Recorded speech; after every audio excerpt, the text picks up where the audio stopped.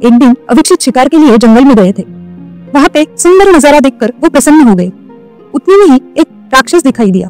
उस राक्षस ने एक सुंदर स्त्री को पकड़कर रखा था। वो स्त्री रो रही थी। अविक्षित ने राक्षस को युद्ध के लिए आह्वान किया। उस राक्षस ने आक्रामित होकर अविक्षित पर वार करना शुरू किया।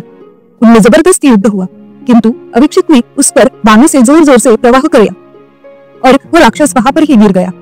दैत्य को मारने के बाद तुरंत ही आकाश से पुष्प वृष्टि होने लगी। भगवान इंद्र प्रकट हुए और अविक्षित को वर मांगने को कहा। अविक्षित ने भगवान इंद्र से हाथ जोड़कर कहा, देवेंद्र, मेरे पिताजी को दिए हुए वचन की वजह से मैं धर्म संकट में पड़ा हूँ। मैंने राजा विशाल की पुत्री राजकुमारी वैशालिनी का त्याग किया है। मेरे सिवा वो अन्य किसी से विवाह नहीं करेगी, ऐसा प्रण लिया है उसने। अब उसे छोड़कर मैं किसी अन्य स्त्री से कैसे विवाह करूं? आप सर्वज्ञानी, विद्वान और बुद्धिमान हो।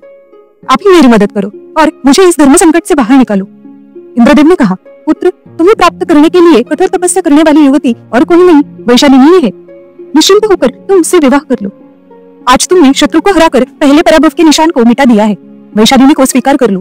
तुम दोनों को एक महान चक्रवर्ती पुत्र होने वाला है, जो आगे जाकर तुम्हारे वंश का नाम और भी उज्जवल करेगा।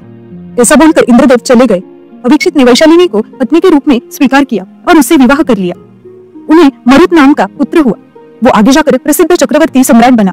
देवदूत के वचन के अनुसार उसने अनेक यज्ञ करके बहुत पुण्य कमा लिया।